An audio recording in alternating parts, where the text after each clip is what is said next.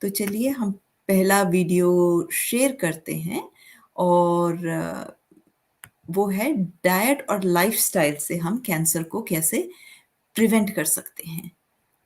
तो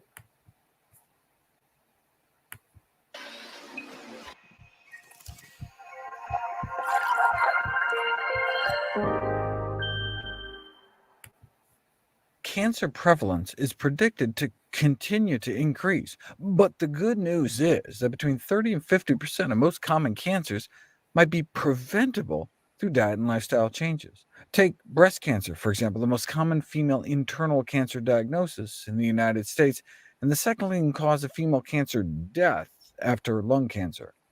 But there's a growing body of evidence that breast cancer incidence can be reduced with an overall healthy lifestyle, which includes a high quality diet consisting of fruits, vegetables, whole grains, and legumes like beans, split peas, chickpeas, and lentils. Greater adherence to a more Mediterranean style diet was associated with a lower risk of cancer mortality, including less breast cancer. And an analysis of the individual components of the Mediterranean diet revealed that the protective effects appear to be most attributable to eating more fruits, vegetables, and whole grains. तो कहते हैं कि जो breast cancer है, जो बहुत तेज़ी से फैल रहा है, उसको अधिकांश ब्रेस्ट कैंसर को हम जो है प्रिवेंट कर सकते हैं, हम बच सकते हैं, सिर्फ़ अपनी डाइट बदल के। तो हमने ये पाया कि मेडिटेरेनियन डाइट जो एक तरह की पर्टिकुलर डाइट है, उससे पेशेंट्स को फ़ायदा पहुँचता है और उसमें फ़ायदा देने वाली चीज़ क्या है? वो है मोटा अनाज, सब्जियाँ और फ्रूट। ऐसी चीज़ों से बहुत अधिक आराम मिलता है। हम कैंसर से बच सकते हैं, ब्रेस्ट कैंसर से। Vegetables and whole grains, contributing to mounting evidence that a plant based diet is the most beneficial dietary pattern for breast cancer survivors. Wait, the same diet that can help you prevent cancer can also help you survive cancer? That's one of the 10 recommendations from the prestigious American Institute for Cancer Research. After a cancer diagnosis, follow the same recommendations to maintain a healthy weight, exercise, eat a diet rich in four things: whole grains, vegetables, fruits, and beans, but limit fast food and processed junk, and limit consumption of meats, soda, and alcohol. तो American institute of cancer research ने क्या बताया, यदि आप अपने cancer से होने का रिस्क को कम करना चाहें, तो आपको फिज़िकल एक्सरसाइज़ करनी पड़ेगी, आपको होल ग्रेन्स खाने पड़ेंगे, आपको जंक फूड नहीं खाना और दूध, मीट, अंडा, मच्छी इसको आपको मिनिमम पे रखना है, अल्कोहल नहीं पीना और ये जो फ़िज़ी ड्रिंक्स, कलर्ड ड्रिंक्स ये सब खाते हैं, ये भी ना लें। ये रिकमेंडेशन है अमेरिका की कैंसर सोसाइटी की। Okay, but does adherence to these guidelines actually translate into less cancer? Yes, substantially reduce the risk of total cancer, providing robust evidence that the guidelines for cancer prevention should be widely disseminated in society. About half the folks were failing in the healthy weight and physical activity departments, but more than 90% were failing on eating enough plant foods or limiting enough meat and processed junk. But I guess the glass 10% full interpretation is that given that many people do not meet the recommendations, there's a great potential for cancer prevention. Specific to breast cancer risk, women who met most of those recommendations only had half the breast cancer risk compared to women who only nailed a couple. If you could only do one of those recommendations, the limiting animal food seemed most protective. और जितनी भी चीज़ें American cancer society ने बताई कि आप ये सारी चीज़ें करो, उनमें से सबसे फ़ायदेमंद जो चीज़ थी, वो थी आप जानवरों से आने वाली कोई चीज़ मत लो। यानी कि दूध, मीट, अंडा, मच्छी ये चीज़ें ना लीजिए, तो आपको कैंसर की रिस्क से सबसे ज़्यादा बचाव होगा। Adherence to the recommendations was also associated with higher survival in cancer patients who already had cancer. This was also true for older female cancer survivors, most of whom were suffering from breast cancer. A good proxy for whole food plant intake is dietary fiber, since it's not found in animal foods and is depleted or completely absent in processed foods. And higher dietary fiber consumption was associated with a 37% lower risk of dying from all causes put together and 28% lower risk of dying specifically from breast cancer among breast cancer survivors.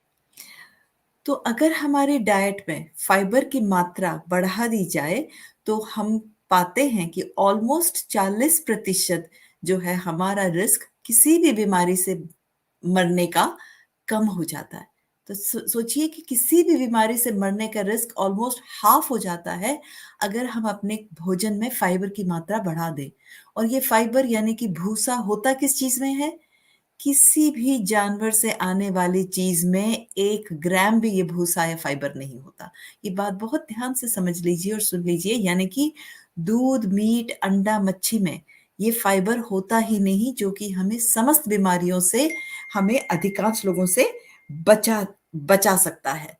और ये सिर्फ और सिर्फ होता है पेड़ पौधों से आने वाली चीजों से, यानी कि साग सब्जी, मोटे अनाज, फल फ्रूट, इन्हीं चीजों में फाइबर होता है। तो ये हमारे लिए कितना महत्वपूर्ण है कि हमें ये करना, फाइबर हमें कितना जरूरी है। And it didn't take much. There was like a 10% drop in death risk for every 5 grams a day increment in dietary fiber intake. तो कहता है कि यदि सिर्फ हम 5 ग्राम फाइबर बढ़ा दें अपनी डाइट में, तो हमारा रिस्क बाकी सब बीमारियों से मरने का जो है वो 14 से 9% कम हो जाएगा। कितनी बड़ी बात है कि ऑलमोस्ट 10% हम अपना रिस्क हर चीज की बीमारियों से मरने का, इंक्लूडिंग कैंसर से, कम कर लेते हैं एक बड़ी सिंपल चीज करके। केवल 5 ग्राम फाइबर हम अपने डाइट में बढ़ा दें तो। That's just like a cup of oatmeal or broccoli or a third a cup of beans. और वो किसके बराबर है? जैसे कि आपने 1 कप ओटमील खा लिया, 1 कप ब्रोकली खा ली, या 1/3 कप आपने दाल या बीन्स खा ली।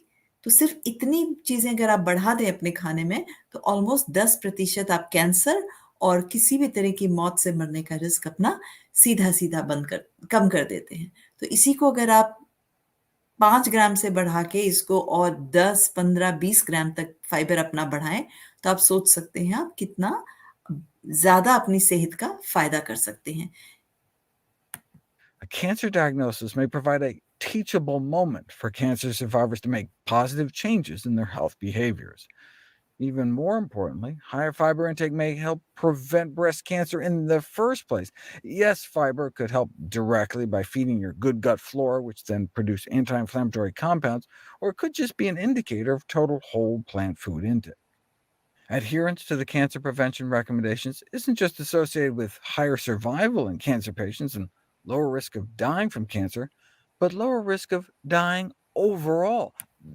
तो जब ये हम साग सब्जी, मोटे अनाज की मात्रा अपने भोजन में बढ़ा देते हैं, तो ना सिर्फ हमें कैंसर कम होता है, उसका रिस्क हमारा बहुत कम हो जाता है, बल्कि कैंसर से मरने का जो रिस्क है वो भी कम हो जाता है। और इसके साथ साथ कैंसर के अलावा जितनी भी बीमारियों से मरने का रिस्क है वो भी कम हो जाता है। तो हर चीज में हमें बेहद फायदा मिलता है, जितना अधिक से अधिक हम मोटा अनाज, साग सब्जी, फ्रूट, सैलड, ऐसी चीजें खाएंगे। और जितना कम हम जानवरों से आने वाली चीजें खाएंगे, इंक्लूडिंग दूध, चीनी और प्रोसेस्ड फूड, उतना ही हमारा फायदा होगा। That's the beauty of eating a more plant based diet. The same diet that's anti cancer is also anti heart disease and even apparently anti lung disease. तो कहते हैं कि वही डाइट जो हमें कैंसर से बचाती है, वही डाइट हमें हार्ट डिजीज से बचाती है। वही डाइट जो है हमें लंग्स में होने वाली बीमारियों से भी बचाती है। तो पूरे शरीर में जहां-जहां हमें बीमारियां हो रही हैं, उन सब चीजों से हमें बचाने वाली वो एक ही डाइट है। Conclusion: results of this study suggest following the cancer prevention diet and lifestyle recommendations could significantly increase longevity. यानी इसका निष्कर्ष ये निकलता है कि जो ये साग सब्जी, मोटा अनाज, फ्रूट खाने वाली जो डाइट है, यही डाइट हमें कैंसर से भी बचाएगी, यही डाइट हमें हार्ट डिजीज़ से भी बचाएगी, और यही डाइट जो है हमें हमारे फेफड़ों को भी स्ट्रॉन्ग करेगी और हमें एक अच्छा लंबा जीवन देगी।